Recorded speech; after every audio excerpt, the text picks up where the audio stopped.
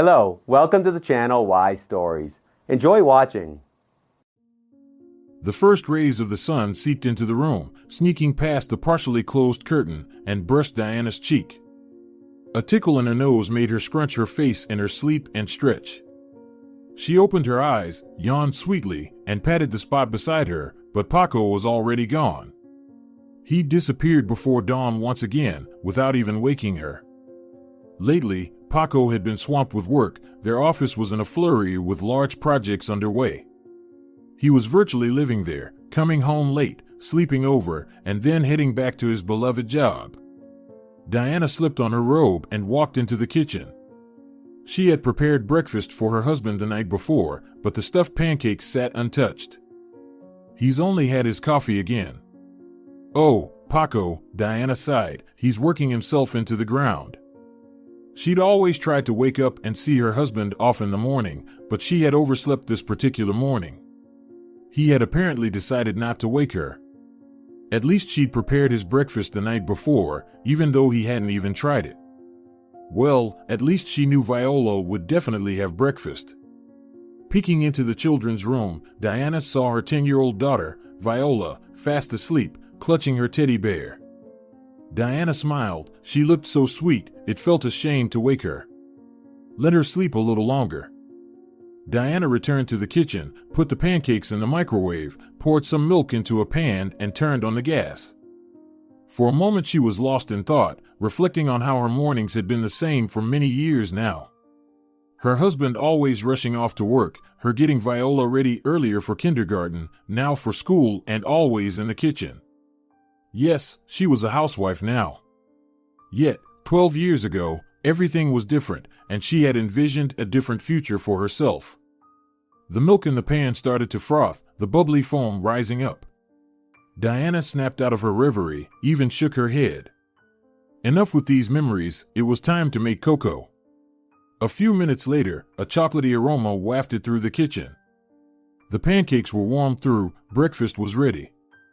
Diana glanced anxiously at the clock. It was already 7:30, time to wake Viola. "Sweetie, time to wake up," she called into the children's room. "Breakfast is ready." 5 more minutes, Viola mumbled sleepily, hugging her teddy bear tighter. 1 more minute, Diana firmly replied. "Come on, open your eyes and head to the bathroom." Viola sighed heavily, then sat up on her bed. "Mom, I had such a dream," she said, yawning, "like we moved to the countryside. We had this huge, beautiful cottage, it was like a palace, and I was wandering around. There was something else, I don't remember, you woke me up." "I'm sorry, my darling," Diana smiled, "next time, you can definitely finish your dream." Always busy with you," Viola grumbled, padding barefoot into the bathroom. "Either you have homework, school, or music lessons. No time to live, not in dreams nor in reality." "Your slippers are in the bathroom," Diana giggled in reply.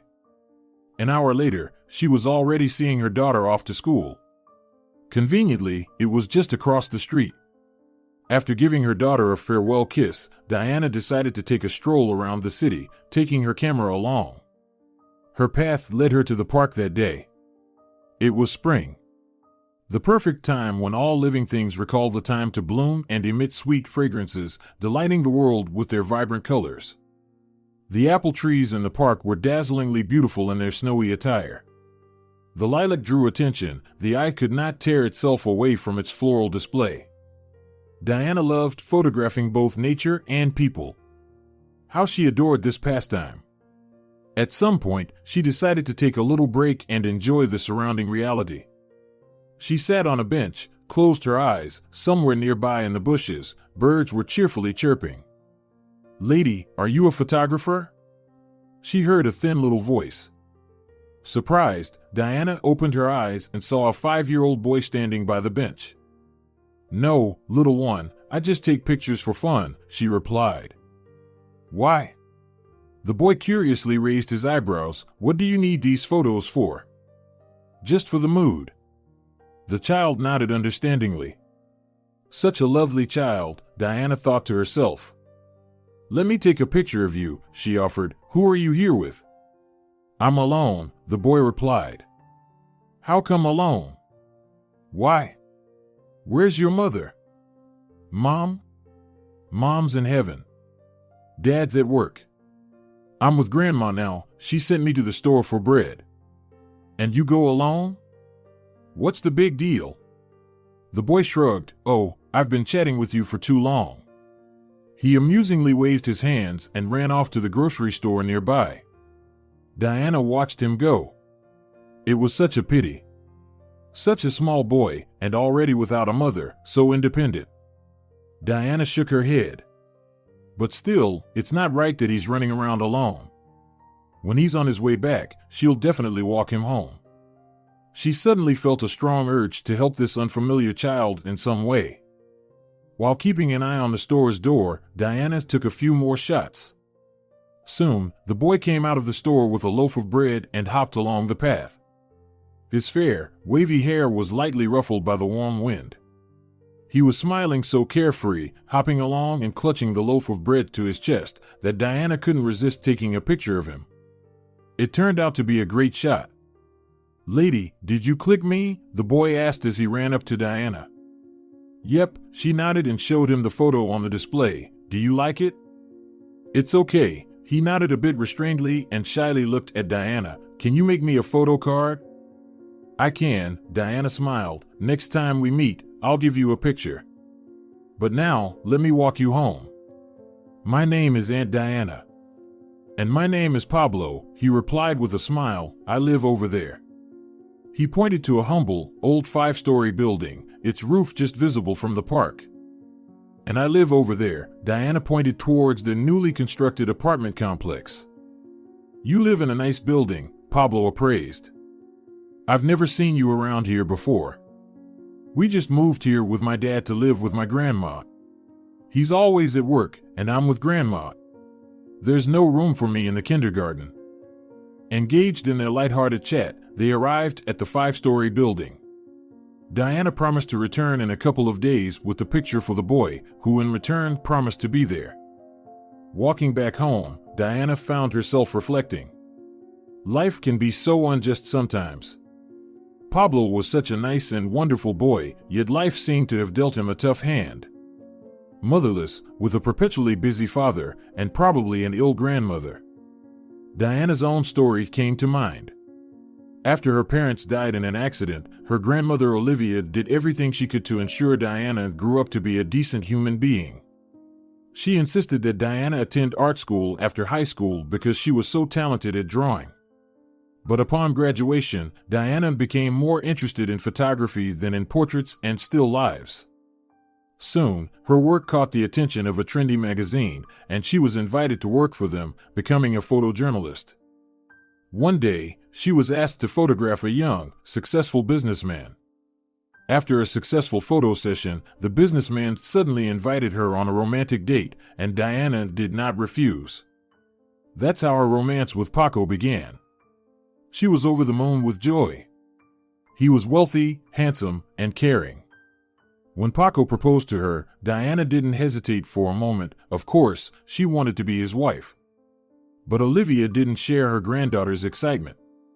Oh, Diana, there's something slippery about this Paco, the old woman had noted. Maybe you shouldn't rush. Maybe you should date him a bit more. Grandma, Diana had laughed. Paco is not slippery. He's the best in the world. Oh, I don't know, Olivia sighed. A week before the wedding, Olivia passed away. Diana wanted to call off the wedding, but Paco insisted on going ahead. Guests were invited, the restaurant was paid for. Of course, it was sad about Olivia, but she was already over 70. Diana listened to her future husband then and continued to do so afterwards. At first, Paco insisted Diana stop seeing her art school friends. It wasn't difficult, they hardly ever saw each other anyway. But then, he demanded that Diana quit her job. She didn't want to, but she was already 3 months pregnant. So, she didn't hesitate too much. She would take care of her home and her husband. When Viola came along, Diana completely forgot about work. And all these years, Diana's world shrank to the size of their apartment, a good two-story apartment with excellent renovations and fine furniture. What else could she need? She had it all: a child, a husband, and prosperity. Yes, Paco earned well as the CEO of a trading company. But over the years, Diana grew restless. She wanted to break free from the golden cage, if not forever, at least for a few hours. She even dreamed of returning to the magazine, but when Paco learned about her aspirations, he objected. "My wife will stay at home," he declared. "Why would you want to bother? Is there not enough money?" "It's sufficient," Diana mildly protested, "but I want to fulfill myself and my profession. I just cook, clean, and go shopping." "But what about Viola? If you start working, the child will be left on her own all day." "Diana, that's sheer recklessness. A woman is a mother, a wife first and foremost." "No, I oppose your work." Diana realized she couldn't change her husband's mind and decided to forget her dreams. Only occasionally would she go out with her camera, for the sake of her soul, like that time when she met the funny little Pablo, wise beyond his years. 2 days later, as promised, she was in the park with photos of the boy. He didn't keep her waiting, appearing with a spring in his step and a beaming smile. "Aunt Diana, you came?" he joyfully cried as he ran up to her. "Of course, I came, I promised," and Diana handed him the photos. "Oh, they're so good," the boy exclaimed. "Aunt Diana, you're a professional." "A professional?" Diana smiled sadly. "Are you going to the store again today?" "No, I'm going to the pharmacy," the boy sighed. "Grandma got sick, I need to buy medicine." "Will they sell it to you?" "I don't know," the boy looked at Diana uncertainly. "Let me help you," she guessed. "What medicine do you need?" The boy timidly handed over a list of medicines and some money. "Keep this." Diana motioned to the money. "But how about the medicine?" "It's pennies," Diana reassured. Of course, this was not quite the case, but she wanted to support the boy. It was clear that he lived simply, if not poorly, with his grandmother and father. The boy was dressed in all old clothes, albeit clean. She walked him home again from the pharmacy. The next day, when Diana was returning home with Viola, she met Pablo in the park with a tall, sullen man. He was around 40. Tired, slightly graying. It was clear that life had not spared him. "Dad," Pablo shouted upon seeing Diana, "this is the lady." And the boy started running towards her, but the man held him back, grabbing his hand. "So it was you who photographed my son and bought my mother's medicine?" he asked grimly. "Yes, I." Diana faltered. "May I ask, why my child? I see you have a daughter." "We just made friends with your son and I wanted to do something nice for him."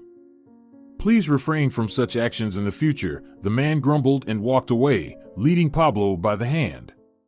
Pablo kept glancing back, his eyes full of guilt as they fell upon Diana. It was clear that he was on the brink of tears, but Diana was unable to catch up with him and provide comfort. The man was so disgruntled. Indeed, why would she need this boy? His father was right, she was a stranger to him. "Mama, who was that?" Viola asked, her eyebrows raised in surprise. "Oh, just a boy," Diana responded. "Let's head home, I made a pie.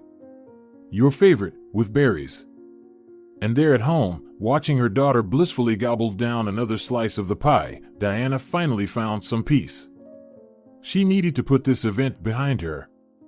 After all, no good deed goes unpunished. But Diana, even afraid to admit it to herself, wondered why she felt such an unexpected pull towards the blonde-haired boy. He reminded her of herself in some ways, but there was something else. 5 years ago, she had lost a child during childbirth. It was her and Paco's son. It was her second pregnancy, and everything seemed to be fine, but something went horribly wrong in the delivery room. The baby was born extremely weak. The doctors said it was due to birth trauma. If he survived, he would be mentally delayed. They suggested she sign the renouncement papers. Diana was, of course, against it, but Paco persuaded her otherwise. Diana, we'll be torturing ourselves and him. Let's sign the papers, then we can have a normal child. This one, he won't survive anyway. Hearing these words, Diana had a breakdown. She was barely consoled. The following morning, she was informed that the baby didn't make it. Diana fell into a severe depression due to the grief.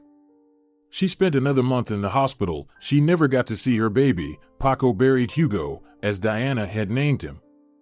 Every year, Diana would visit his tiny grave. God didn't bless her and Paco with any more children. Viola was all they had. And now, upon seeing Pablo, Diana found herself instinctively drawn to him, as if he were her own son. That evening, she told her husband about the boy and his father. Paco listened, his brow furrowing. I never understood your need to be kind to everyone. Why do you need this kid? You have a daughter at home, chores to do, and you spend your time wandering around parks, he grumbled. Paco, I go to the parks, as you put it, because my soul yearns for my camera. I'm drawn to it. It would be better if you were drawn to a vacuum cleaner or an oven. Are you implying that I'm a poor housekeeper? Diana countered, offended. I didn't mean it like that. I'm just saying your place is at home. But you run around like a little girl, camera in hand, hiding in the bushes. Paco, I just wanted to share something with you. That man attacked me out of nowhere. He didn't attack enough. That evening they had a big fight. Diana shouted that Paco had become incredibly audacious. He didn't see her as an individual, only a housewife. Paco wasn't one to hold back his words either. He retorted that if she married a serious man, she shouldn't wander around town. In the end, Paco left and slammed the door. Viola, who had heard everything, finally peeked out of her room and went to her mother. She hugged her and even wiped away the few tears that trickled down her face. Mommy, don't cry, her daughter whispered. You're the best and your photos are the best. By the way, our homeroom teacher said we need a photographer for our graduation. Could you do it? Yes, of course, Diana smiled, collecting herself. Francisca Hernandez already called me. You will have an excellent photo session. Viola was finishing 4th grade. Diana found herself pondering that in a couple of years, Hugo would have started school. A pang of pain clenched her heart again. Diana was already asleep when Paco returned. Their daughter, too. He peeked into the child's bedroom, then quietly headed to the living room, picked up his phone, and made a call. He had a conversation, then sat by the open window smoking. Something serious was on his mind, something was troubling him. In the morning, Paco left early as usual. Diana, after taking her daughter to school, returned home to find her phone on the living room couch. Paco had forgotten it. How could he be without a phone? Diana decided to take it to his office, and on the way, she couldn't resist and rummaged through his messages and contacts. Nothing interesting, but she didn't expect anything different. Diana knew that Paco loved her. Then she read one strange message. See you tomorrow at the cafe near the tower at 10 p.m. The message had arrived late at night from an unknown number. Who had arranged a meeting with Paco? It didn't seem like work, it was too late. Diana decided that Paco would tell her everything himself. Paco's secretary, seeing Diana, smiled and offered coffee. Our competitors are here with him right now, she whispered. They're looking for, let's say, points of contact. Okay, I'll wait, Diana nodded. She had to wait for about an hour. At first, there was silence in the office, then raised voices could be heard. In short, the diplomatic conversation didn't work out, and the competitors left, slamming the door. Diana walked into the office to see her husband, who looked irritated and flushed. What are you doing here? He asked, raising his eyebrows in surprise. You forgot your phone, Diana said softly. I figured you'd need it during the day. Yes, everything is upside down today. I didn't even notice that I left my phone at home. Will you be able to come home a bit earlier today? I wanted to prepare something special. No, I'm sorry. I have a lot of work. But you're not going to be resolving them until nighttime, are you? Paco said nothing, just lowered his eyes and shook his head. The first seed of doubt crept into Diana's heart. Could her husband really be cheating on her? She couldn't stop thinking about that SMS, and it suddenly seemed as if the puzzle in Diana's mind was complete. Her husband's late arrivals home had become the norm, he left early, and his recent irritation hinted at something hidden from her. That was it, he must have a mistress. Diana decided to tell her husband that evening. She went to the very cafe mentioned in the text message and chose a table far away from the entrance. There was a large aquarium that shielded Diana from prying eyes, yet provided her with an excellent vantage point. Diana waited. Somehow, she knew it was her immediately. A tall, slender brunette entered the cafe. She glanced around with a contemptuous air before taking a seat by the window. Soon, Paco walked in, and yes, he made his way to the brunette. Diana watched them, all the while fighting the urge to get up, rush over to them, slap her husband in the face, and yank the hair of this brazen hussy. But she held back. Paco smiled at the brunette and sat down beside her. Diana couldn't hear their conversation as she only saw Paco's back. The woman flashed a sickly sweet smile at him. Diana's heart pounded, tears welling up in her eyes. What would he say if she approached them right now? But then Diana felt her legs turn to jelly. She didn't have the strength to stand. So she decided to call him instead. The phone rang, but Paco dropped the call, so engrossed was he in his conversation with the brunette. But Diana dialed again. Yes, darling. Did you want something?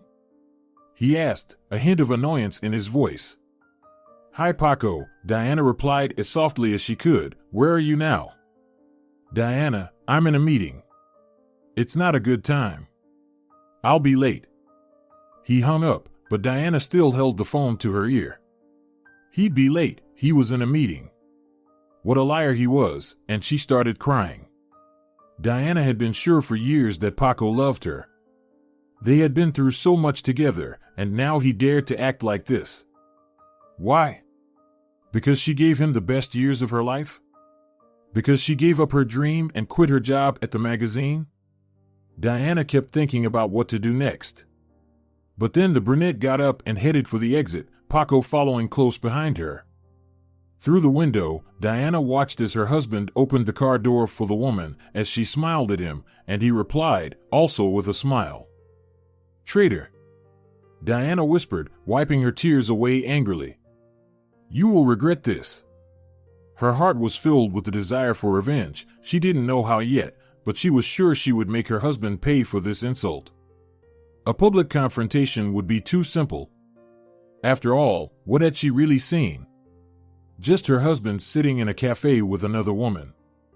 He would undoubtedly be able to explain it away. He'd claim it was a business meeting, and it didn't matter that it was 11 o'clock at night, or that they were smiling at each other. Yes, he could lie convincingly, of this Diana was now certain. She felt a storm raging within her. So while she was at home making him soup and ironing his shirts, he was out entertaining various women, telling her to stay home. What a convenient arrangement he had. Diana decided to catch him red-handed and then throw all the accusations in his face. She bolted out of the cafe and managed to hail a ride. Follow that blue Audi, she commanded to the driver of an old Lada.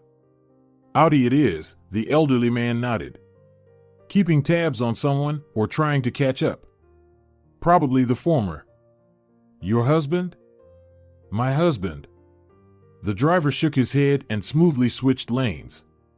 Surprisingly, the old car moved swiftly and confidently, with Paco's car flitting ahead. Diana couldn't figure out where her husband was heading. There were no hotels in this part of town. Could he be going to this woman's place? He had the audacity. Before long, Paco's car veered into a side street and parked outside a maternity hospital. Diana's heart tightened. This was where she had given birth to their son Hugo. The woman got out of the car, waved at Paco, and ascended the steps with ease. So, she works here, Diana muttered. Let's get out of here. Please take the scenic route. I want to be home before my husband. The old driver nodded understandingly. Diana had already changed into her home clothes when the front door's lock clicked. As if nothing had happened, Paco walked into the house. "Hi, honey," he smiled. "I'm so tired today, it's been a long day. Are you going to feed me?" "Whatever you find in the fridge, you can eat," Diana replied indifferently, then headed to her daughter's room. She decided to sleep with her tonight. She couldn't bear to look at Paco. Paco watched her, puzzled, but didn't say a word. The next morning, Diana purposely lay still, waiting for him to leave for work. Then she got up and woke their daughter. "Rise and shine, sleepyhead," she said cheerily. "Only 1 week of school left." "That's right," the girl stretched, smiling. "And how great is it that Dad will be on vacation? Where are we going this year?" "Dad's been quiet about it." "I don't want to go to the beach." "Maybe the mountains?" "Maybe the mountains," Diana responded absently. "But for now, let's get ready for school. We need to sort out the details of the photo shoot today. Your graduation is on Friday." The preparation for their daughter's celebration kept them busy. Paco was still coming home late from work. Diana kept quiet, mulling over the situation. She decided not to act hastily, but seeing Paco was difficult, especially picturing him with someone else. Of course, Paco didn't make it to their 4th grader's graduation, citing his workload. Viola pouted a little, but Diana arranged such a delightful photo shoot that the girl forgot about her father's absence. "The important thing is you were there," Viola said on their way home. "Mom, you're wonderful." "Thank you, sweetheart," Diana smiled, but her smile froze on her face. She saw the same brunette exiting their apartment building. Could she have been in their apartment? If Paco was home, then she must have been. And indeed, the door was opened by Paco. He was wearing a robe, having just showered. "Hello, my girls," he smiled. "You won't believe this, but I was in an accident today." "An accident?" Viola exclaimed in horror. "No, it wasn't in the car. At work, the secretary spilled coffee on me. She twisted her ankle, and the cup fell right onto my pristine white shirt. Diana, I'm sorry. But I don't know if you'll be able to clean it." "Just throw it away," Diana replied indifferently, her thoughts consumed by that brunette. "How long have you been home?" "Only about 10 minutes. Figured I'd take a quick shower since things are a mess." Diana merely smiled, not adding anything else. She picked up the ruined shirt and, in front of her surprised husband, threw it into the trash. "Shouldn't we at least try to clean it?" "It's a good shirt," Paco stammered, but Diana seemed to not hear him. She was still thinking about that brunette. How audacious Paco had become, bringing his mistress home. Well then, she would hunt them down. Conveniently, Viola had planned to visit her friend for a few hours that day, where adults would supervise. After dropping her daughter off, Diana headed to her husband's office, hiring another cab. The rest of the day passed without incident. Paco did not leave his office. At 7, he left the building and dialed a number. "Yes," Diana heard Paco's voice. "Marta, we've already met and I can't see you so often, especially since I think Diana suspects something." "Yes, I understand this isn't interesting for you, but I have a wife and daughter." After hearing something in response, Paco hung up the phone with irritation and got into his car. Diana followed him, and once again, Paco ended up at the same cafe. Diana managed to photograph her husband with the brunette. There they were, the woman giving Paco a peck on the cheek, then sitting together at a table. This time, Diana clearly saw there was more than business between them. But who was she? Diana didn't know her. She decided to visit the house where Paco had dropped the woman off the first time. The following day, she was at the hospital. "What do you want from our Marta?" the chief doctor asked, looking at the photo of the woman resting her hand on Paco's shoulder. "I want her to leave the man sitting next to her alone," replied Diana. "He's my husband, and I love him. But I can see he's completely head over heels for your Marta. Have you spoken to your husband?" "No, it's too hard. I don't know where to start. I don't want to lose him, but at the same time, I can't bear living like this any longer. I thought perhaps you, as her employer, could influence your employee. Yes, I'll do my best, the doctor nodded, looking closely at Diana, then again at the photograph. You know, I think I've seen you before. You and your husband. Yes, I'm Diana Sans. My child passed away in your clinic 5 years ago. I would never have set foot here again, but your employee is acting more than provocatively. Sans. The chief doctor's face changed as he remembered. Yes, I recall. I'm sorry for what happened. Don't worry about Marta, she's a good pediatric nurse. But a bit too amorous, it seems. If she's having an affair with your husband, I'll put her in her place swiftly. I doubt it, of course, Diana smiled, but at least try. As Diana left the clinic, memories washed over her, and she froze. Her heart ached once again. 5 years ago, she had felt very unwell here, and now she was experiencing no better emotions. Why had she come here at all, hoping that they could somehow stop this insolent nurse? And Paco, how could she reach him? Diana turned a corner and sat on a bench near the building, closing her eyes. Then she heard a woman's voice from an open window nearby. Hello, Paco, Diana heard. Yes, it's me. Listen, your wife came by. Apparently, she decided that we're having an affair. Diana cautiously peeked out the window and spotted Marta. She was half-turned, gazing at herself in the mirror while talking on the phone.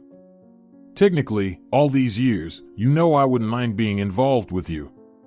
But for some reason, you resist. Why is that? Paco was becoming agitated. Paco, calm down, Diana heard, and she recoiled, pressing herself against the wall. It meant Paco was not cheating on her. It was all in her head. Actually, what had she seen? Just Marta pecking Paco on the cheek yesterday. Diana even felt relieved. Her husband loved only her. But what she heard next literally pinned her against the wall. Paco, your Diana went to see the chief physician. He recognized her, then yelled at me. Why? Because we're talking to each other. What if she suspects everything? Yes, she believes your son is dead, but what if hypothetically she gets such an idea? Paco was shouting into the phone. Marta was justifying herself, but Diana didn't listen anymore. Her vision suddenly blurred. What did Marta say? That her son is alive? How could it be? Paco himself had buried him. He looked into her eyes and said their son was no more. Her Hugo. Diana staggered back to the bench where she remained seated. Suddenly, she felt a touch on her shoulder. Diana lifted her head. An elderly woman in a white coat, apparently a nurse, stood next to her. Dear, are you feeling unwell? The old woman asked kindly. Should I call a doctor? No, thank you, no need. Diana shook her head. A doctor can't help me. Did you have some sort of misfortune? Yes, I just realized that I've been betrayed by the person I love. Did your husband stray? It's okay, he'll come back. All men are like cables. Once they've had their fun, they come back home to their wives and children. If only that was the main problem. Diana looked into the old woman's face. She seemed kind. Suddenly, an idea struck her. Excuse me, have you been working in this maternity hospital for a long time? Yes, for many years. I see you're a good person. I need to know something. But it's a long story. Can you spare me half an hour? My name is Diana, and yours? Roquelia Castro, or better, call me Grandma Roquelia. I just finished my shift. I just need to take off my coat. The nurse nodded in response. Soon, they both left the hospital courtyard. Diana suggested they sit in a cafe, and there she told her everything she had heard from the open window. You say your last name is Sans? Grandma Roquelia repeated as if remembering something. Were you here 5 years ago? I remember a woman. It was probably you. I forgot her last name. Yes, it was a complicated case then. All the doctors were very worried. There was a problem with the baby because of their fault. They should have performed a C-section, but they made her give birth naturally. Something was wrong with the baby, but he was definitely alive. I myself heard that the chief physician said that the baby should be transferred to the infant home. His parents had abandoned him, and I was surprised at the time, wondering why they abandoned him. The baby seemed perfectly normal from the outside, but he was a crybaby. And I am certain there were no fatal cases. Grandma Rokelia, could you be mixing up something? I'm not mistaken about anything. Over the last 5 years, all the babies in our maternity ward have survived. There were some frail little ones, some mothers in critical condition, but we nursed all of them back to health. So, it turns out, my Hugo is alive, and that Marta was indeed talking about my baby. That means she's involved in this, as well as the head doctor and Paco. Oh dear God, Paco. So, he's been hiding the truth from me all these years. That must be why he's been communicating with this Marta. Oh, this Marta. Don't let her get to you. As for the baby, Diana, I'll find out, I promise. Don't tell your husband anything yet. My daughter works at the orphanage, has been there for a long time. She might be able to tell you something about your little one. But I don't know anything about him, Diana sobbed. All I did was name him Hugo. I don't even know his blood type. But you remember his date of birth, right? Of course. It was September the 5th. Got it. September 5th, 5 years ago. I'll ask my daughter. They exchanged phone numbers and said their goodbyes. Diana walked home, but her legs felt like they were failing her. She couldn't face her husband. There was so much she had to tell him, so many questions she had to ask. But Diana was afraid to hear the whole truth, and what was worse, she had no one to share it with. Paco had driven away all her friends, and she had no relatives. Only her daughter. The thought of Viola gave her a bit of strength. Mommy, Viola ran to meet her in the hallway. Where have you been? I missed you so much. Indeed, where have you been? Paco peeked out from the living room, clearly displeased. I came home and our daughter was alone. There was nothing but sandwiches to eat. Diana didn't respond to her husband. She didn't even look at him. She was lost in her own thoughts. She hugged her daughter and gave her a kiss. Are you hungry, sweetheart? A little, Viola admitted, but I had tea with Daddy, don't worry. I just got home from a friend's house. Sandra and Aunt Maya walked me home. You're my smart girl. I'll make something to eat in a minute. Without a glance at her husband, Diana headed to the kitchen. Diana, what's happening? Paco followed her into the kitchen. Why are you avoiding talking to me? Where have you been all day? Do you really want to know? Diana fixed her gaze intently on her husband. Yes, he held her gaze. I don't understand your tone. Diana wanted to voice all her suspicions, but held back at the last moment. It wasn't the time yet. Paco, I think you're cheating on me, she blurted out suddenly. Me? Paco choked, then laughed. Diana, have you been watching too many soap operas? I'm working hard all day to ensure that you and Viola have the best of everything. When would I have time to cheat? Then who is this Marta? Paco's face briefly faltered, then he adopted a surprised expression as if trying to recall. Which Marta? The brunette, the one who works as a nurse. Ah, Marta. She's a classmate of mine. Why are you asking about her? I saw you two at a cafe yesterday. Paco's cheeks flushed and he visibly tensed, but quickly regained composure. Yes, she did arrange a meeting with me yesterday. Our class is planning a reunion this summer. She asked me to discuss details about where and how we will celebrate. Paco was improvising, and Diana knew it. But she pretended to believe him. You're not lying to me, are you? Why would I, my love? Paco smiled warmly. In my heart, there's only you. And he embraced his wife, kissing her. Diana wanted to push him away, to shout at him, to ask where their son was, but she held back with all her strength and simply rested her head on his shoulder. Then she pulled away and began to prepare dinner. "Diana, is the issue resolved?" he asked jovially. "Yes, darling." Diana even managed to smile back at him, though her heart ached.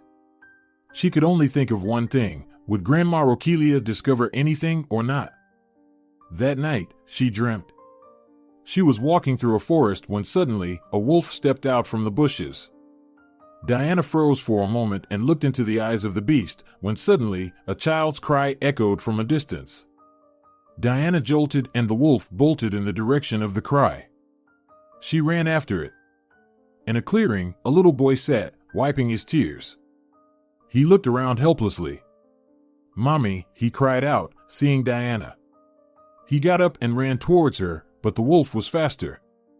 The beast grabbed the boy by his shirt and pulled him away. "No, no!" Diana screamed. "Don't touch him, let him go." She ran after the wolf, shouting and crying. The wolf paused for a second, looked back at her, and then Diana realized that it wasn't a wolf, but Paco. And then, in a moment, they disappeared into the mist, like a dissipating fog. "Give him back! Give him back!"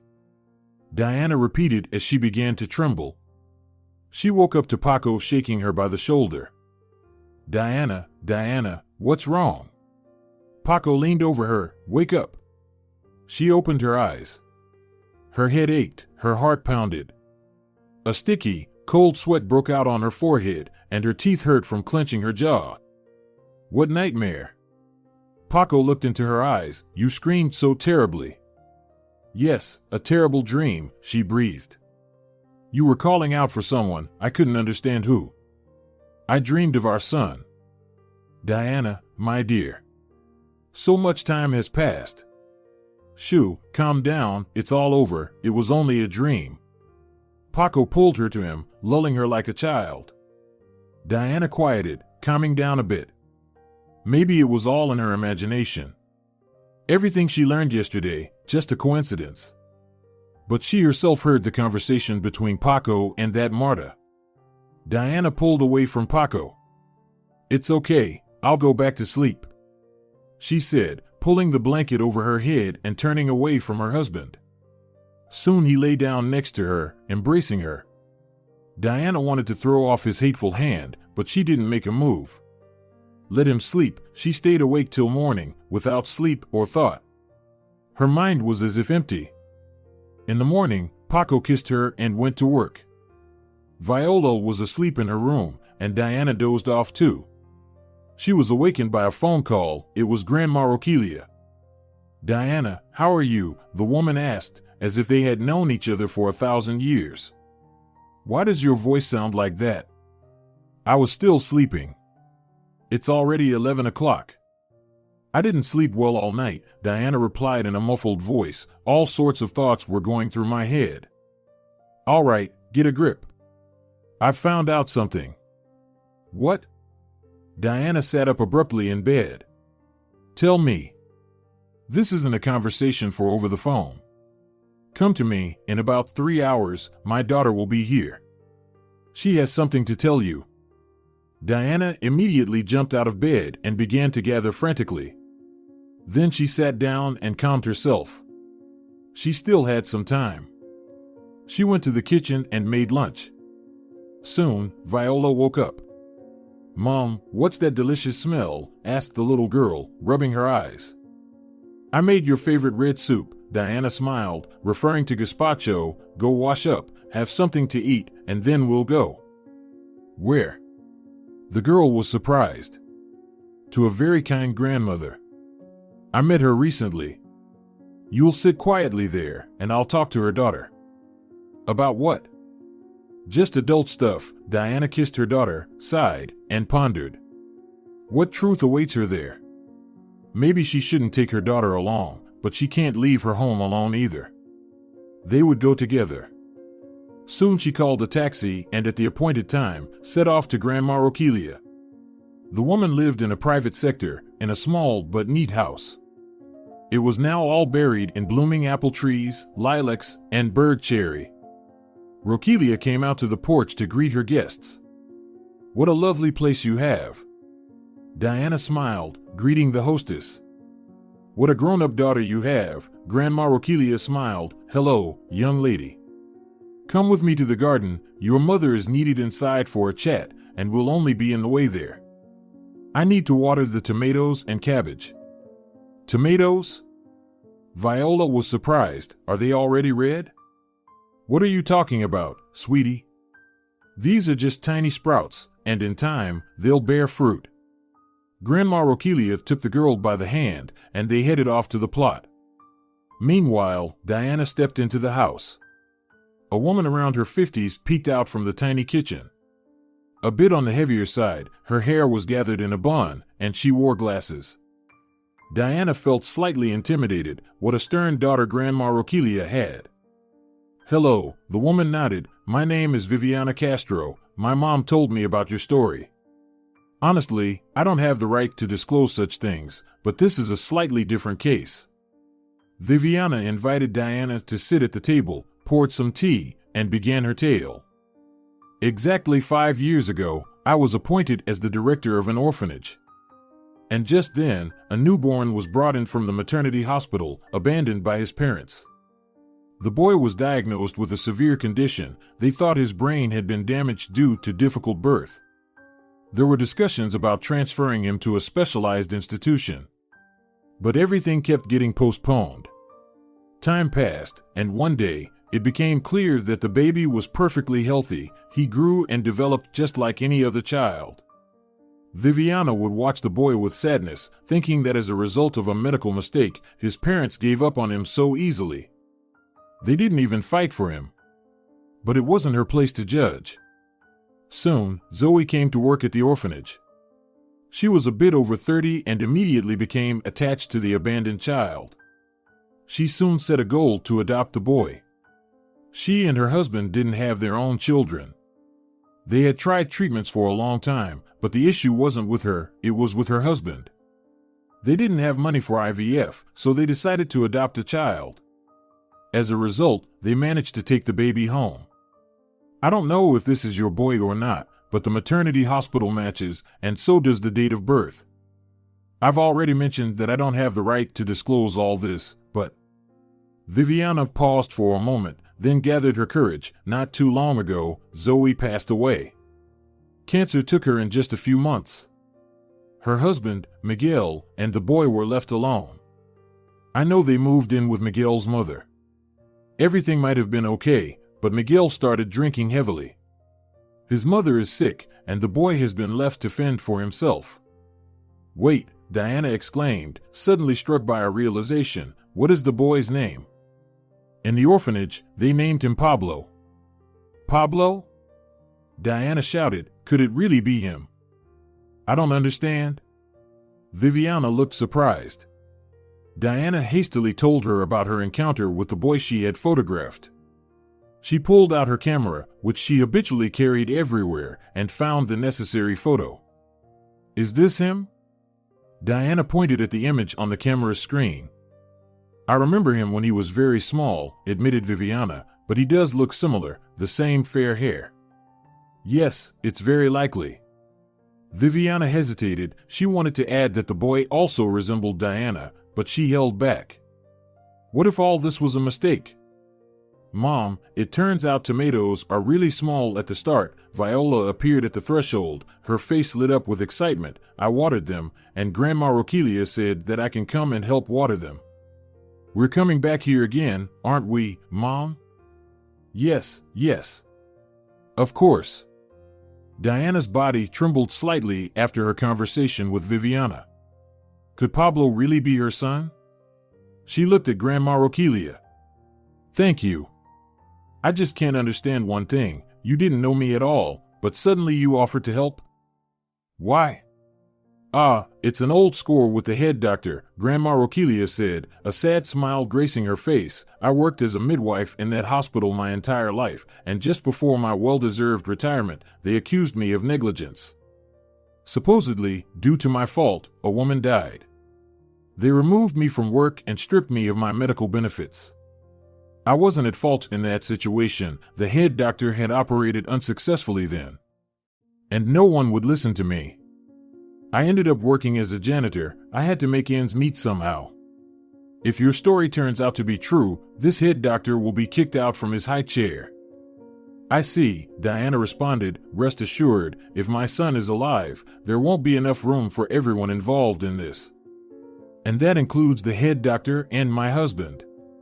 Viola listened carefully to the adults but didn't understand anything. "Mom, who were you talking about when you mentioned a son?" the girl asked on their way home. "Honey," Diana suddenly realized and asked, "I'll tell you everything, just a little later. Just don't tell Dad anything yet. About us visiting and anything you heard, agreed?" "Okay," the girl nodded. Diana realized she had made a mistake discussing the matter in front of her daughter, but it was too late to take it back. Back home, she persuaded Viola to take a short stroll in the park. The girl agreed. Diana was hoping she would see Pablo that day, and as if God heard her prayers. Just as they sat down on a park bench, there he was, running in his usual hop-step manner. "Aunt Diana," he cried joyfully and smiled, "where have you been? Got scared of my dad or something?" "That's needless, he's good, just look stern. Did you know what he did with the picture you gave me?" "What?" Diana tensed up internally. "He framed it and hung it up on the wall in the living room. Grandma liked the picture a lot too. She said that the photographer knows what they're doing." "Thank you," Diana laughed. "This is my daughter Viola." The girl nodded at the boy and looked at her mother, puzzled. "Viola, this is Pablo, a good friend of mine." Her good friend was sniffling nonstop. "Did you catch a cold?" Diana asked with concern. "It's summer outside. Where did you get sick?" "Oh, I ate too much ice cream. Dad got a new job recently. We have money now." The boy smiled brightly. "So, they bought me new jeans." Diana noticed that the boy's shirt was new too, and he was well dressed. "You look great." Diana smiled and pulled out a pack of disposable tissues from her bag. "Here, let me wipe your nose," and she did just that. Pablo hardly had time to react before Diana had already put the used tissue in a separate baggie. They walked a little more together. Diana ran to a pharmacy to buy Pablo some vitamins. Afterward, they escorted the boy home. "He's a nice kid," Viola smiled, "so fair, just like us." "Right, Mom?" "Yes, like us," Diana agreed thoughtfully. "Viola, can you stay home alone for an hour? I have some errands to run. I'll be quick." "Okay, Mom." Diana dropped off her daughter and dashed to a private clinic where they could perform a genetic analysis. The tissue she had used to wipe Pablo's nose was perfect for the test. When she got back home, a furious Paco was waiting for her. "Where have you been again?" he shouted. "Our daughter's been alone." "Diana, what are you doing, and where did you take my daughter today?" "Mom, I spilled the beans," Viola confessed with a guilty whisper. Diana looked at her husband. "Paco, I had some business. I went to visit some old friends." "What kind of friends could you have that I don't know about?" "You have a family. A husband and a child. You should be taking care of the house, but instead, you've not even prepared dinner. It's a mess." "The house is in order," Diana calmly retorted, "and the food's in the fridge. I'll heat it up now." She started towards the kitchen, but Paco grabbed her arm. "What was this about a child you're looking for that Viola mentioned?" "Diana, you must be losing your mind. I'm saner now than I've ever been." She pulled her arm free and replied, "And since you've asked, I'll tell you. Yes, I'm looking for my son. But he's gone." "Diana, come to your senses. You definitely need a doctor. We're going first thing tomorrow. And you're going to pay him to declare me incompetent? What money are you talking about? How much did you pay the head of the maternity ward back then to put our son in an orphanage?" Paco staggered at the accusation. He denied it vehemently, claiming that Diana was making things up. It happened the way it happened. The child didn't survive. But Diana didn't listen, nor did she plan on justifying herself. She had other things on her mind. The DNA test results. She hadn't yet told her husband about it. 10 days of waiting passed. During that time, Diana hardly spoke to Paco. She took walks with her daughter in the park where they'd meet Pablo and have a merry time together. Pablo would tell them about his family.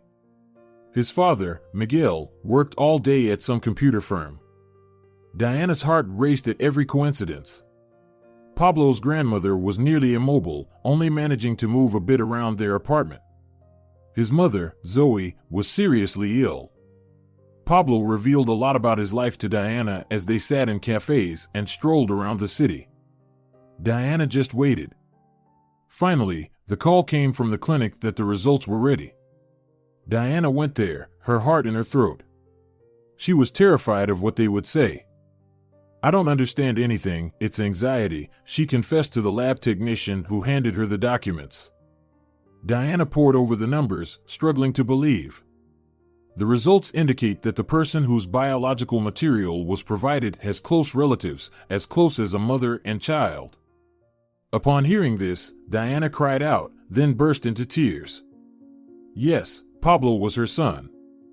He was her Hugo, whom she'd mourned for so many years. He was alive. That evening, she decided to lay all her cards on the table for her husband. Paco arrived home late as usual, with Viola already asleep. Diana was sitting in the living room, on the sofa. She had a DNA report in her hands.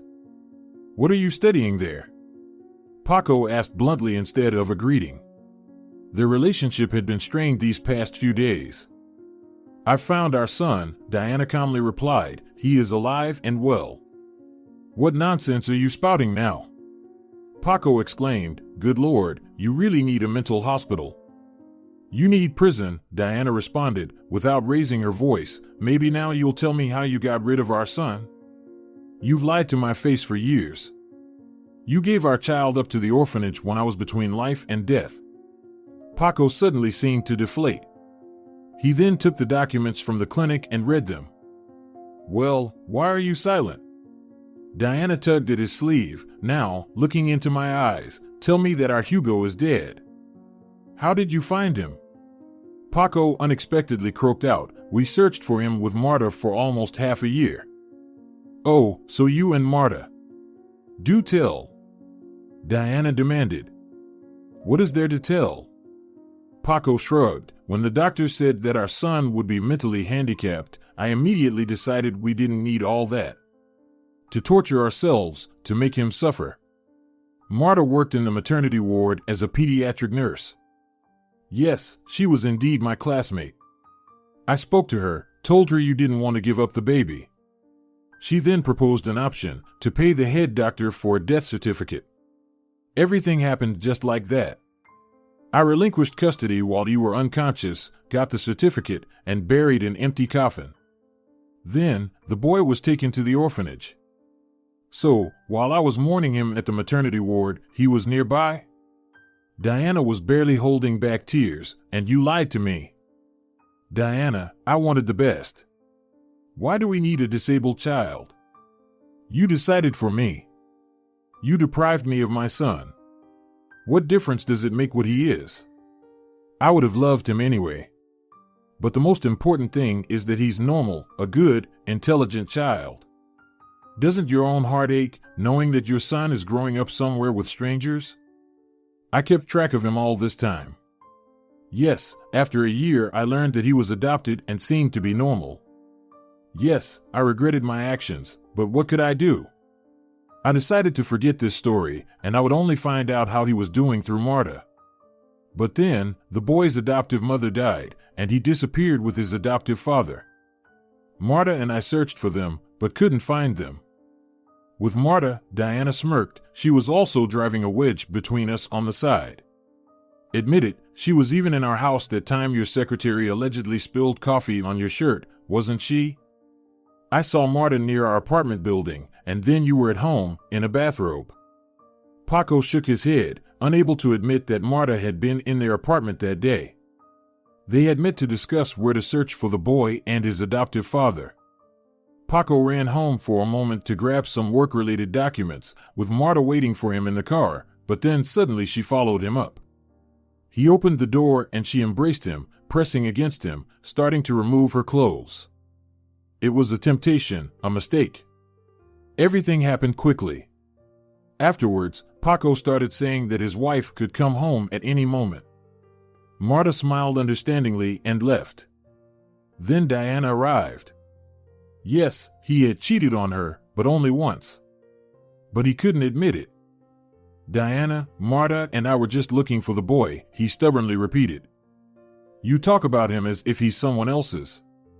Paco, he is your son. His name is Pablo now. I only have a daughter, Paco raised his voice, and enough of this. Let him grow up in another family. It's all good there, as I understand. Let it be. What's good about that? Diana exclaimed, I won't let this go. I will make sure my son grows up with me.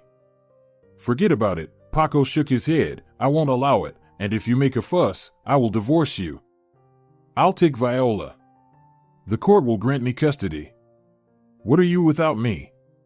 You're nothing, jobless, living off me. You're a zero without me. Is that how you speak now? Diana smirked, weren't you the one who made me like this? But you're mistaken if you think I'm spineless. I'm leaving you anyway, and I'm taking Viola. That night, Diana slept in her daughter's room, though it was hard to call it sleep. She just lay with her eyes closed all night, deep in thought, wondering what she was to do now. She couldn't go on living as before. Paco repulsed her, and she needed to take Pablo back. She wouldn't let Viola go. In the morning, Diana opened her eyes as soon as the front door closed behind her husband. After kissing her sleepy daughter, she cautiously got out of bed and walked over to the window. A new day was dawning, and for Diana, a new life was beginning. She had grown used to the idea that her son was close by. Soon, they would be together. From Pablo's stories, it seemed like he was loved in his adoptive family. His father had been drinking for some time, which was understandable given he had suffered the loss of his wife. Now, it seemed like he was okay. By lunchtime, when Viola was watching a children's TV show in her room, Diana made her decision. Sweetheart, I have to step out for a little while. Can you stay home alone? Diana asked Viola. Her daughter nodded in response. Diana had calculated everything. Paco wouldn't be home for another 7 hours. And Miguel, Pablo's adoptive father, would be home for lunch. They needed to meet and talk. Grabbing the DNA test results, Diana headed for the old 5-story building. Pablo, being a chatty boy, had long ago told her which entrance to use and which apartment to visit. A frail elderly woman on crutches opened the door. Who are you here for? She asked, surprised, squinting at the visitor. I don't recognize you. My name is Diana Sanz, she said. Your grandson and I occasionally meet at the park. Ah, Diana, the woman smiled. Pablo has mentioned you. You took a nice picture. Come in. Pablo ran over to the neighbors. We ran out of salt. Miguel came home for lunch, and I hadn't put enough salt in the soup, and wouldn't you know, the salt shaker's empty. So Miguel is home? Yes, but he's having lunch. I need to speak with him. I'm sorry, I don't know your name, but it's really important. My name is Marina Montero. Marina, could you please call Miguel? The old woman shrugged and called out. Son, come here. The tall man appeared from the kitchen, now looking less grim than during their previous encounter. Did you want to talk about Pablo? He asked. Please forgive my rudeness back then, I wasn't in the mood. Of course, you can meet him, I understand you're a good person. Thank you, stammered Diana, but I have another matter to discuss with you. Could we go outside to the yard? Sure, Miguel nodded, checking his watch. I'm sorry for interrupting your lunch, but this is really important. Yes, I've gathered that, Miguel smiled. They ran into Pablo on the staircase landing. Oh, Aunt Diana! The boy exclaimed. Hello, Pablo, Diana almost blurted out my son, but she restrained herself. I came to talk to your dad. About what? The child inquired businesslike. Pablo, what's with the interrogation? Miguel smiled. Head back inside. Your grandma is waiting for that salt. By the way, did you find some? Yes, Pablo answered importantly, pulling a small packet from his pocket, and Luz said there's no need to repay her. Otherwise, we'd fight. She just took a penny, as Grandma instructed. Ah, these superstitions, Diana smiled. Yes, it's the 21st century and we still believe in all this nonsense, Miguel agreed. Who knows, maybe there's something to it. Chatting, they descended and sat down on a bench. Diana was gathering courage. Diana, I have to get to work in half an hour. I work nearby, but we have a strict schedule. Miguel said. Yes, Diana nodded and pulled out some papers. Here. What's this? This might seem absurd, but I'm Pablo's real mother. Miguel looked at Diana with confusion, then glanced at the documents. Diana, feeling anxious, immediately began her explanation, telling everything as it was. Miguel listened to her with his head bowed. I won't ask how you found US, he finally said, but if you try to take Pablo away from me, I won't stay silent. I will go to court. Miguel, understand, I am in shock myself, Diana tried to explain. I don't want any lawsuits, especially considering how my husband is behaving in this situation. I just want to be able to interact with Pablo. What are you going to tell him? That you gave birth to him and abandoned him? He considers another woman to be his mother. Do you understand how this will affect him? I understand everything and I don't know how to make things better. That's why I came to you. Just to talk for now, together we'll find a solution. I believe in it. Together? Are you joking? You discarded a sick child, like an unwanted kitten. And now you've come to your senses.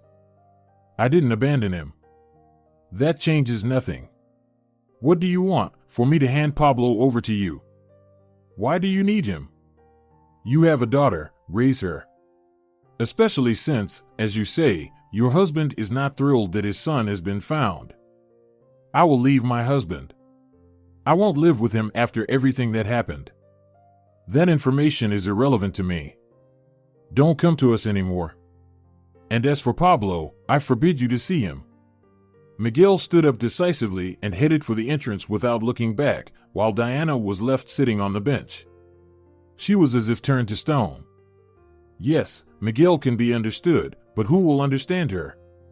5 years ago, she was lied to and deprived of her child, and now when she suddenly found him, it turns out that she has no rights. Indeed, Pablo considers the deceased woman to be his mother. Diana cried.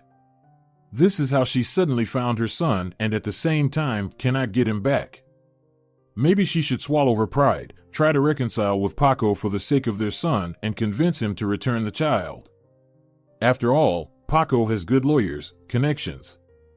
But as soon as Diana remembered her husband's eyes, remembered how he had lied to her for so many years while watching her visit their son's empty grave while she was suffering, and he stayed silent. No, she would never forgive him for that. Diana slowly walked up to the entrance of the building and saw her husband's car.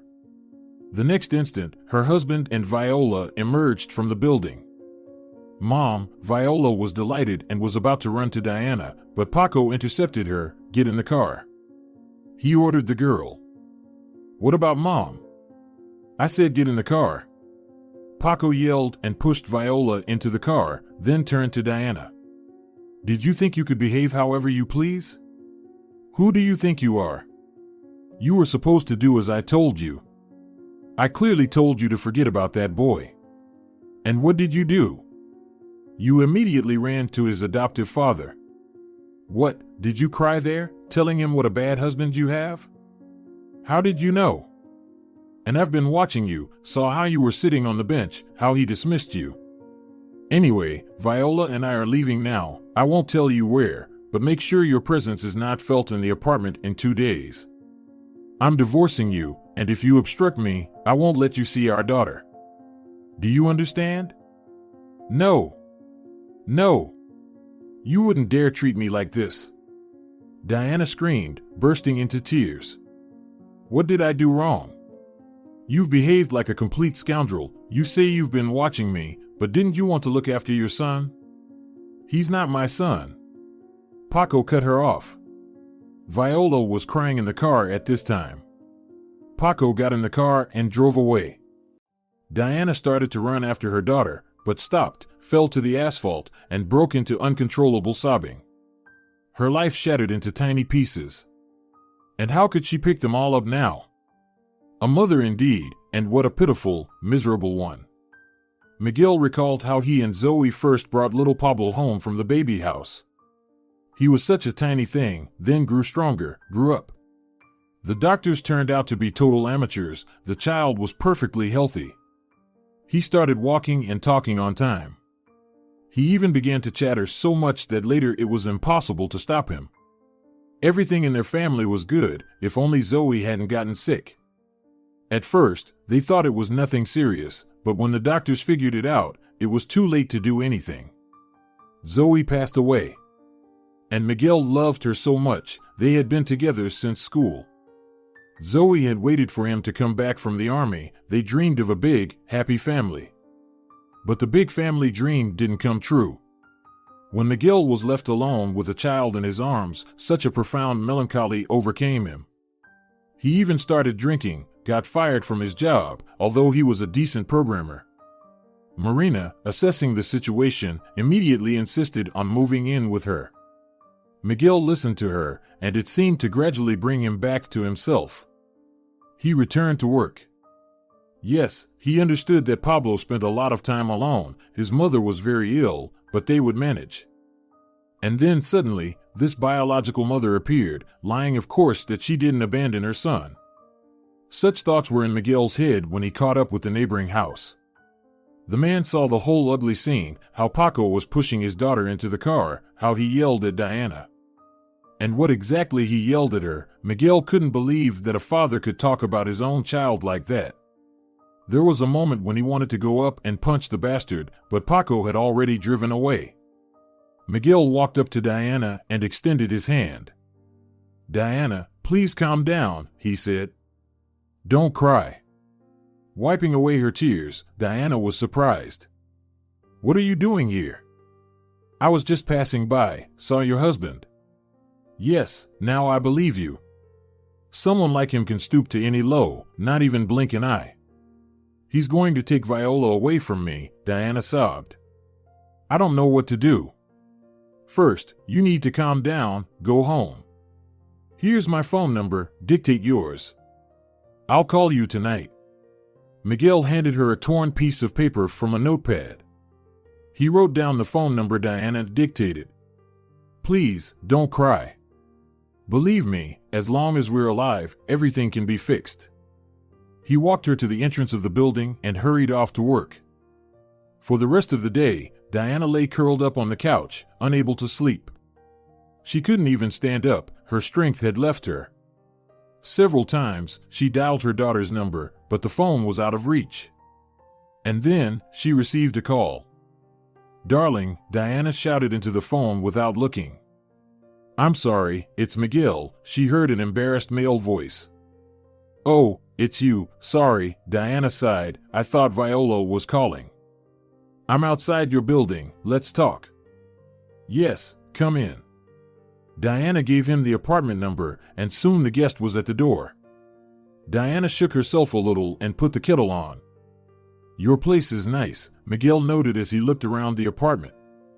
"It's not my place," Diana answered sadly. "It belongs to Paco and he's kicking me out." Just like that. "I thought I would leave him myself, with the child, but he kicked me out and took her." "Do you have a place to go?" "To be honest, no. You know, I feel so sick, I don't want to live." "But you must live." "Diana, I was thinking all day at work about what you told me, what I saw today with my own eyes, and I realized one thing: don't fight fate. Let everything go as it is, and you'll see, everything will get better." "So you mean Paco will give me back my daughter?" "Never. But you still have a son. And you won't give him to me. On top of that, I am homeless. Now, you have someone to turn to for help." Diana didn't reply, just gave a sad smile. Yes, over the years Paco had done everything to make her alone and totally dependent on him.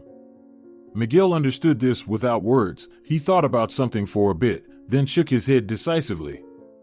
Pack up. Where to? Diana was confused. You'll stay with us, Mom won't mind, Pablo will even be glad. You know, he's really attached to you. He comes back from walks and talks about how he played with you and your daughter. He's drawn to you. And I can't live without him anymore, Diana whispered, just like I can't live without Viola. Miguel didn't respond. Yes, he now saw before him a miserable young woman who had encountered a huge lie and betrayal in her life. How to help her, Miguel had little idea, but purely humanly, he couldn't not respond to her pain. Diana agreed to Miguel's offer, and within a couple of hours, she was leaving the apartment where she had created a cozy family nest for so many years. She turned back for a last look. Let everything stay and nothing is needed to be taken with her, only the essentials. The camera, yes, and photos of her daughter, and of course, she grabbed her documents. Marina, seeing a now familiar guest, was very surprised. She and Miguel were whispering in the kitchen, while Diana and Pablo were sitting in the living room. The boy was showing her his toys and books. Pablo was so happy. Where's Viola? Pablo remembered. Will she live with us too? No, Diana sighed. She's with Dad for now, but I hope we'll be able to see her soon. But for now, let's take a look at this book. She picked up an alphabet book, and she and Pablo began studying the letters. The boy already knew more than half. Good job, Pablo, Diana praised, completely impressed. A little more, and we'll be reading together. Yes, Pablo has a good memory, Diana heard Marina's voice behind her.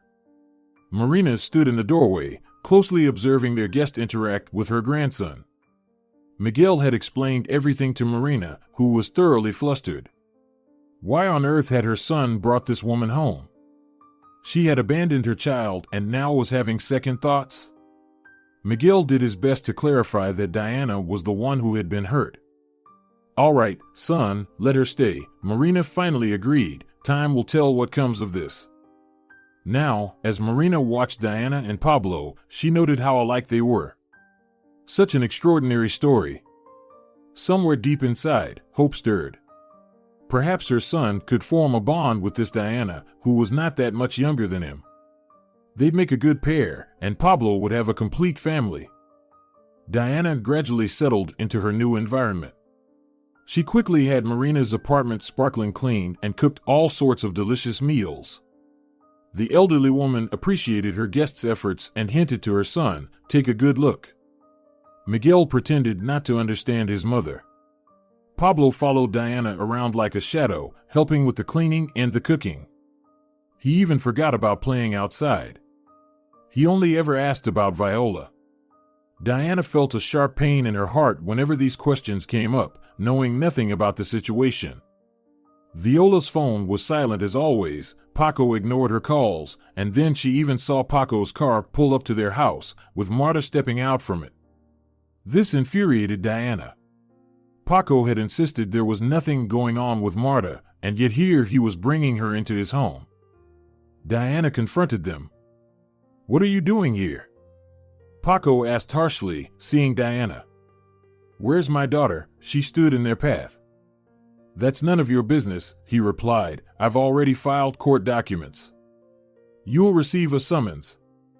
The judge will decide the days when you can see your daughter.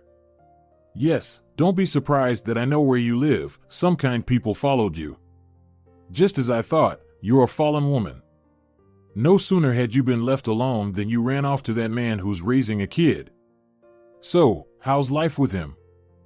"I'm a fallen woman?" Diana scoffed. "I don't bring lovers into my home, unlike you. I'm fallen. Just look at your companion." "Paco," Marta said. "What is she talking about?" Marta feigned indignation.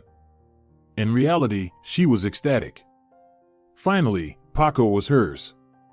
She had been pursuing him for so many years. Back then, in the maternity hospital, she was the first to whisper to Paco that his son was abnormal. She would tell him all sorts of horror stories. The doctors were cautious with their prognosis, but Marta detailed all the terrors of living with the diagnosis they had given the newborn. And so, Paco believed her and agreed to give up the child. Marta personally delivered the necessary paperwork from the doctor and managed to quietly resolve the whole situation. Marta's hope was that after all of this, Paco would leave his wife and come to her. She would give him a healthy child. But no, Paco stayed with his family, and this angered Marta. She decided to stay close to Paco regardless. She kept tabs on the boy, always emphasizing that even if the boy seemed healthy now, it meant nothing. The illness could manifest at any moment. And she constantly coddled Paco. In the beginning, he was like a rock, but even water can erode a stone. Regardless, Marta got her way, and everything worked out so conveniently. Now, Paco will definitely leave Diana. The only thing that slightly bothered Marta was the fact that Paco had taken his daughter. But she rationalized that let the court leave the girl with her father, then she would persuade Paco to send the girl to some elite boarding school. Let her live at a distance, they had just sent her there, after all. It was time to get used to it. And now, Diana had rushed up and was shouting something. "Paco, she's insulting me," Marta protested. Paco turned completely red. He even looked at Diana with fury. "Don't you dare say anything bad about Marta, and forget your way here. We'll soon be divorced and you can live a healthy life with your puppy. That puppy is also your son," Diana bitterly noted. "Though, how many times have I said that? Paco, I want you to hear me. I won't report to the police. I'll stay quiet about what happened in our family. But you will return Viola to me." "Return Viola?" Paco chuckled. "Right now. The daughter will live with me, and I don't care what you'll report to the police. I have such connections that they will instantly shut you up." Their conversation ended there. Paco and Marta arm in arm went to the entrance, and Diana watched them go. No, she wasn't crying, and she wasn't even angry. A grand plan had finally matured in her soul to destroy her husband. She didn't want to do this, no. But Diana had proposed a way for them to resolve everything calmly, and he did not want to. In the evening, she asked Miguel how good of a programmer he was. "I guess people don't complain," shrugged Miguel. "What's up?" "I want to dig into Paco's accounting at work. I think not everything there is clean. That is, I suspect double-entry bookkeeping." "Decided to take down your husband?" Miguel smiled. "He started this, not me," Diana responded thoughtfully. "He keeps yelling that I won't achieve justice in the prosecutor's office and in the police regarding the children. So, I'll take a different path. I need to delve into his accounting records and direct them to the tax office. Let them sort it out, and in the meantime, I'll turn to the magazine where I used to work. I'll offer them an exclusive interview about life with a man who loves no one but himself. Not even his own child. Well, I won't try to convince you otherwise. You're doing everything right." In the evening, Miguel managed to connect to the computer of Paco's company's chief accountant, as well as to his computer. And indeed, Diana was right. A substantial sum was going to fake accounts. Double-entry bookkeeping was being conducted. After copying all the data, Diana sent them to the tax office, and then she was met in the magazine's editorial office. "Daria, we're very sorry that you left our publication. You're a good photographer," said the chief editor. "I wouldn't mind coming back. But, as far as I remember, your husband was against you working. And that no longer matters. We're getting a divorce." "I was planning on talking about life with him," Diana explained. The editor was very surprised and initially seemed to refuse, but a few days later, news began to circulate on the internet that Paco was involved in some shady dealings. The tax authorities had begun an investigation. This invigorated the editor, and he remembered Diana's proposal. An exclusive piece was on the horizon. "Hello, have you reconsidered giving an interview?" The editor called Diana. "No, I'm available anytime you say," she responded readily. And so, the very next day, Diana was recounting her life with Paco about how he had cheated on her. "I know he's having big problems at work right now," Diana concluded. "That's not surprising. He always only thinks about himself." Apparently, his head was turned by the desire for gain. Yet, she didn't utter a single word about how Paco had deprived her of her child a few years ago. Miguel was surprised when he read the finished article in the magazine. "Why? I don't want them to drag my name and Pablo's name through the mud. Yes, all those responsible in that situation need to be punished, but right now it's more important to me that the court gives me Viola," Diana explained. The interview and the inspection at the firm were needed to show that his financial and moral standing is not as good as it seems. "You've played this cleverly," Miguel understood. "Now, they'll definitely give Viola to you. Do you know where she has been all this time, by the way?" "I do, she managed to call me. Paco put her in a private boarding school to keep her out of the way. That's how much he loves his daughter. Viola was crying and begging me to come get her. I promised her that we would meet soon." Diana fell silent for a moment, deep in thought. "I suppose I should start looking for an apartment for myself. Do you know if anyone is renting in your building?" "Why would you need that?" Miguel was surprised. "Well, if they give me Viola, and I'm sure they will, we'll need somewhere to live. We can't impose on you guys. Although, to be honest, I'm already having a hard time without Pablo." "No one needs to go anywhere," Marina's voice suddenly rang out. Apparently, she had been standing behind the door the whole time and had heard the entire conversation. "What? We can't all fit here? You're thinking of renting an apartment? Are you so wealthy? And what about Pablo? If one child fits, so will another." "Thank you," Diana smiled. "To be honest, I was hoping you would say exactly that." "What worries me is this," Miguel began. "You have a place to stay, but what about work? Paco still has more financial resources. Do you think I just casually gave that interview to the magazine?" Diana laughed. "They hired me and offered a decent salary. So I'm well prepared for the trial." Then came the divorce proceedings, and the court took everything into account. The latest developments at Paco's firm, his affair with another woman. In the end, Diana and Paco were divorced, leaving the daughter with her mother. Additionally, the court reviewed claims about property division, and Paco had to pay Diana almost half of everything. "She's just out for revenge," Marta shouted in the courtroom upon hearing the decision.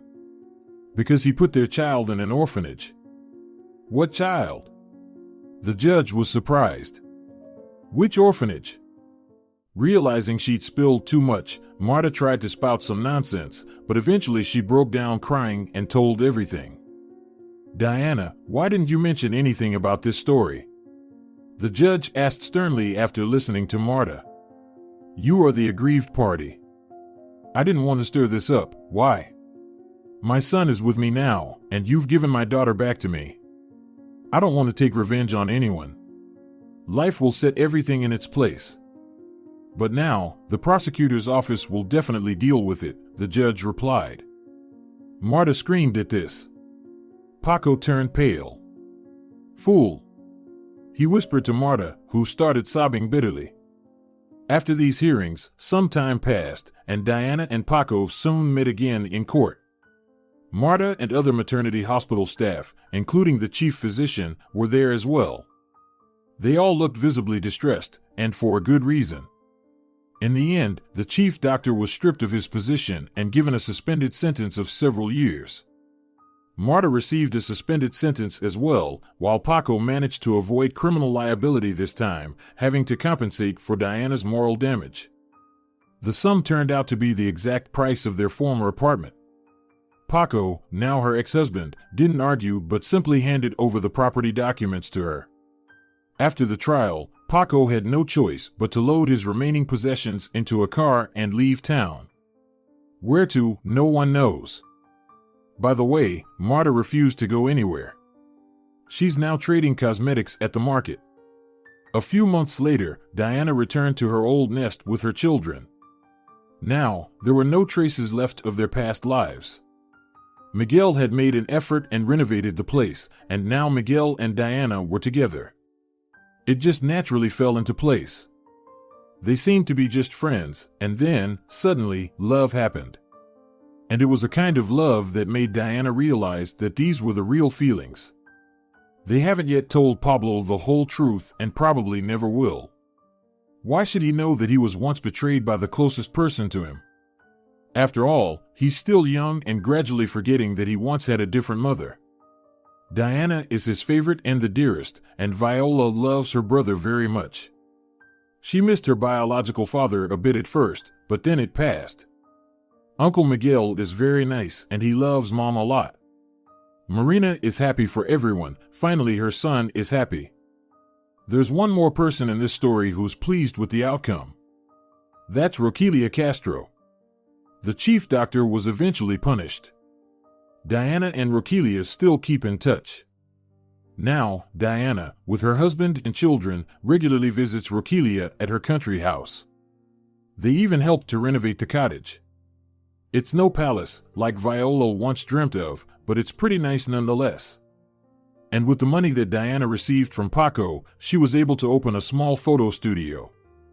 Now, Diana is a well-known, in-demand photographer for various celebrations, birthdays, anniversaries, graduations, weddings. Diana especially loves photographing weddings, when guests shout Gorko to the newlyweds. And from time to time, she'd whisper, "May you have the purest happiness." If you're enjoying it as well, leave a like and subscribe.